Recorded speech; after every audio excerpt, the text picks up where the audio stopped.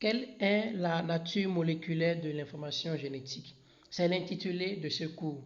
Donc dans ce cours, nous allons voir quelle est la nature moléculaire de l'information génétique ou encore quelle est la nature chimique de l'information génétique.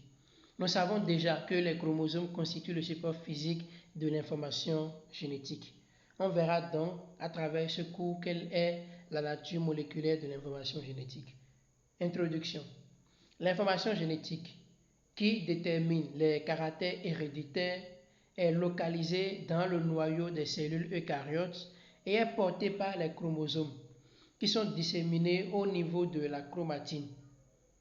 Par ailleurs, la chromatine, les chromosomes et les chromatides qui représentent les bras des chromosomes représentent trois aspects physiques des mêmes constituants chimiques du noyau que sont l'ADN qui est associé à des protéines qu'on appelle histones. Une question demeure donc, c'est quelle est la nature moléculaire de l'information génétique? Pour donc déterminer la nature moléculaire de l'information génétique, nous allons considérer trois expériences qui ont été réalisées par des scientifiques. La première expérience que j'ai baptisée A met en évidence les propriétés différentielles des souches R et S de pneumocoques. Alors, qu'est-ce qui a été fait?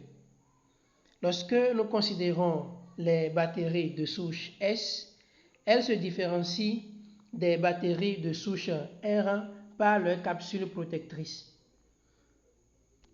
Vous verrez au niveau de cette bactérie S une capsule protectrice alors que la bactérie R en est dépourvue.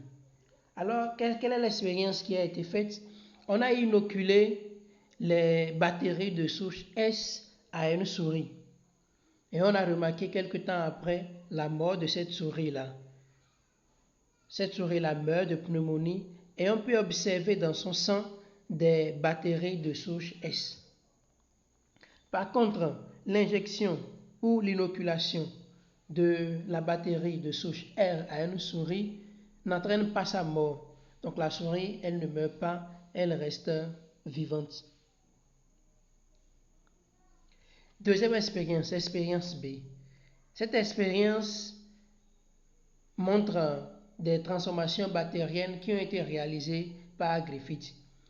Je me réserve de faire les déductions, de tirer des conclusions, puisque la consigne vous demandera de tirer des conclusions de ces expériences-là qui ont été réalisées afin de répondre à la problématique de base.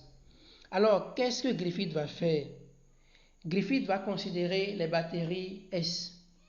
Donc, il considère ces bactéries S dont l'injection à une souris va entraîner sa mort et il va tuer cette bactérie-là en la chauffant un tout petit peu.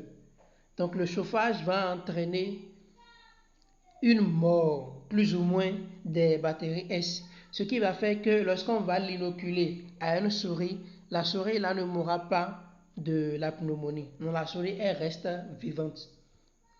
Qu'est-ce qui va se passer par la suite? Cette bactérie là qu'on a injectée à une souris et qui n'a pas entraîné sa mort, on va mélanger ça maintenant avec la bactérie de souche R.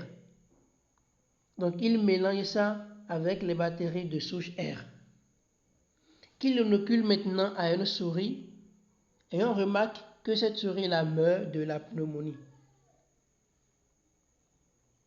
Donc, il va recueillir les bactéries de souche S tuées par la chaleur, et qu'il va mélanger avec la bactérie S et l'inoculer à une souris, et on remarque que cette souris-là meurt de la pneumonie. Selon vous, à quoi est due cette mort de la souris? Normalement, quand on injecte les bactéries de souche R à la souris, on ne s'attend pas à sa mort, mais la souris meurt. Pourquoi est-ce que la souris meurt? Donc réfléchissez et proposez-moi des réponses dans les commentaires. Il réalise maintenant une dernière expérience. Qu'est-ce qu'il va faire? Il va cultiver les bactéries de souche S. Donc, il les cultive et il va procéder à l'extraction de leur ADN, l'acide désoxyribonucléique. Donc, il extrait l'ADN de cette bactérie S qu'il va maintenant injecter, qu'il va additionner avec les bactéries R non pathogènes. Donc, il les a extraits, il va les additionner maintenant aux bactéries R non pathogènes. Et on remarque que ces bactéries R non pathogènes ont été transformées en des bactéries S pathogènes. Ce qui va faire que lorsqu'on va l'inoculer à une souris, cette souris là va mourir de la pneumonie. Et on a déduit que le facteur qui est responsable de cette transformation des bactéries de souche R non pathogène à S pathogène est l'ADN qui a été extrait par Oswald Avery en 1944. Indication. Vous êtes appelé à exploiter les informations tirées des différentes expériences pour déterminer la nature moléculaire de l'information génétique. Dans une prochaine vidéo, je vais apporter les éléments de réponse à cette indication. Je vais donc vous mettre le lien de la prochaine vidéo dans les commentaires de cette vidéo ou dans la description de cette vidéo. Nous sommes à la fin de ce cours.